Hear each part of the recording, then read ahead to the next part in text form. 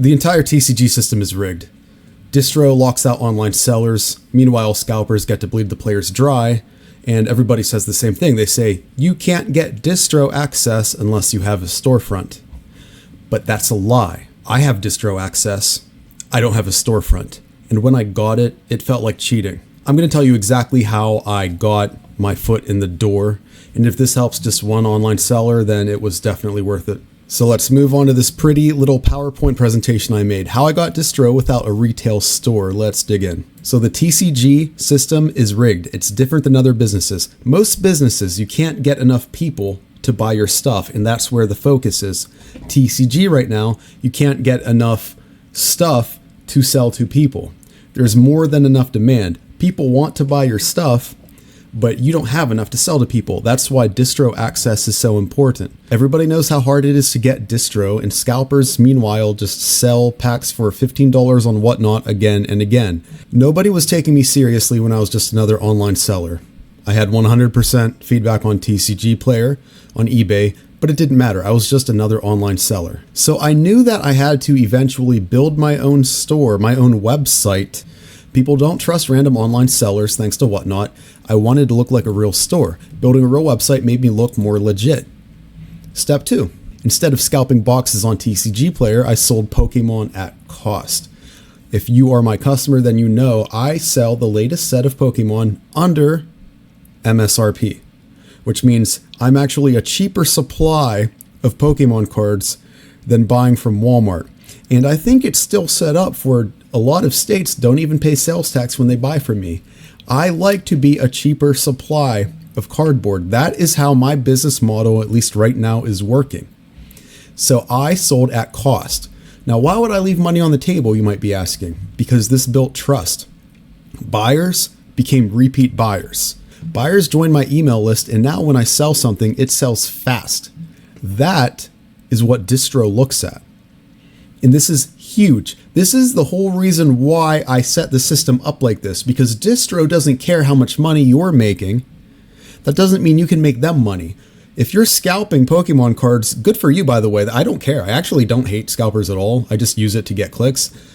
But distro, they don't care if you're making money. They care if you can make them money. Does it make sense from a business perspective? And if you can sell fast, they're like, oh, wow, we have all these boxes. We have a big warehouse. Step 3, I knocked on every single door. And this is the biggest one that I think was the unlock for me. I started exercising again, and it's like, no matter what, you have to do the reps. You have to lift the weight, no matter how you feel, no matter how many articles on push-ups you read. You still have to do the reps. Most sellers never even ask. Because you go on Reddit, and people are like, oh no, the doors are closed. You go on Facebook, you go on YouTube, even bigger YouTube channels. No, the doors are closed. You don't have access to distro. You don't have access to these 5,000 products under MSRP. You can't get it. So I emailed them. Every single distributor I could find, from lists, from LinkedIn accounts of people I knew worked there, from Reddit accounts with email addresses, everything I could find, I emailed and I emailed and I emailed. So I reached out.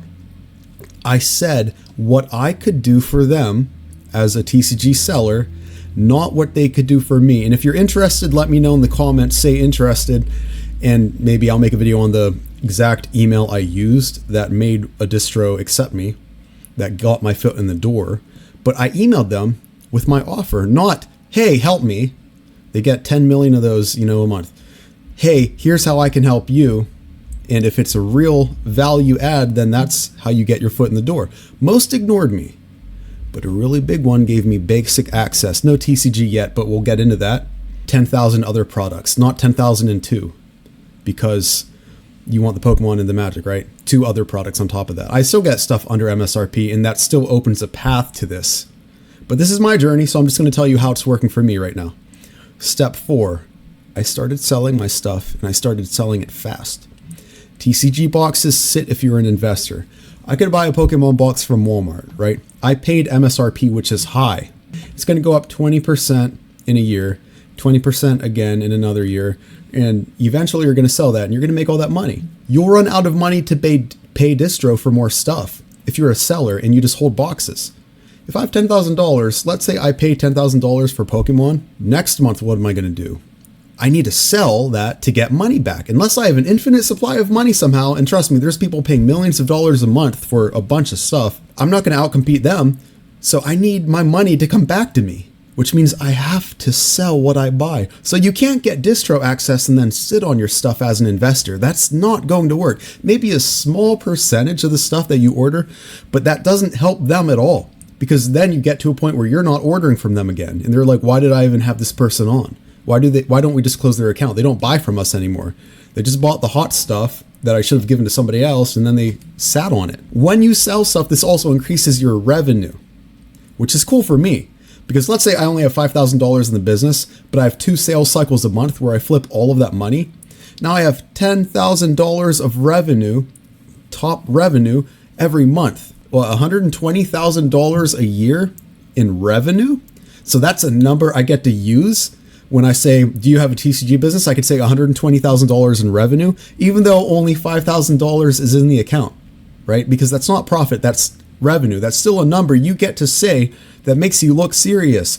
And by the way, when you start selling those kinds of numbers, you get better at selling. You get better at making offers. You get more serious buyers who are willing to pay more for your stuff, and it gets really good. Step 5, I started selling everything. Wow, that was weird. I didn't want to sell Magic the Gathering at first. But when I started selling Magic the Gathering, that gave me more money for Pokemon. I'm like, oh, it doesn't matter what I buy. Making money in any way will help my TCG side of the business, will help the Pokemon side. And it's like that too. So selling the stuff distro gives me now, which is under MSRP, that still gives me enough money to buy more cardboard. So I still get to make just as much money selling other stuff than Pokemon cards. Selling other stuff distro gives you is a signal that you're serious to them, that your account can move up later. And it also is like, hey, that's making me money. Non-TCG flips pay for my next step.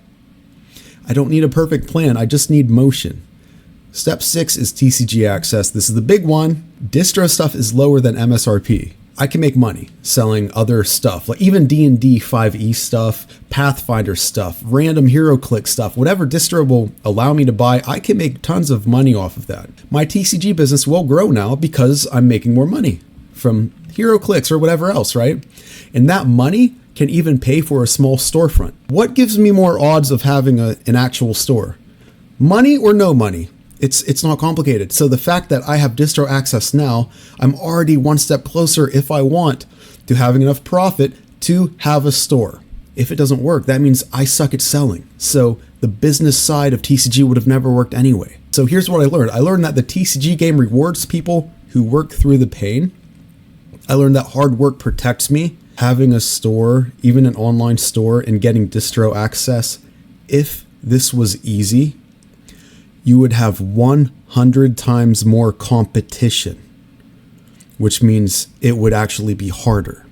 So in a weird way, it's like, yeah, you have 10 steps in the way from getting to where you are, and that's discouraging. But every step you take knocks out more competition. So once you finally get there, there's less people in front of you. So it's actually a good thing. Hard work protects me. I want to play the hard game. That's where the winners live. And I want to win, bro. I want to win this TCG game. I want to be a bigger store than Game Nerds. That's what I want. I did not wait for permission. I did not wait for the perfect moment. I just started building leverage, building credibility. I just started one step at a time. There's not going to be a perfect moment. Just start. I was waiting for the system to change. I was waiting for, hey, maybe when the market cools off, they'll open access again for sellers like me. Instead of waiting for the system to change, I changed the way I play the system. I stopped complaining about the whatnot scammers. I mean, I will complain just for clicks, but in reality, I don't care. I stopped complaining about it. I stopped complaining about how annoying it is that I can't get distro, because why would they give me a shot anyway? I started stacking reasons for them to give me a chance. That's what I started doing. So the best way to look at it is, yes, distro is a big gatekeeper, but every gate has a key. And I would rather spend my time, instead of complaining, building that key.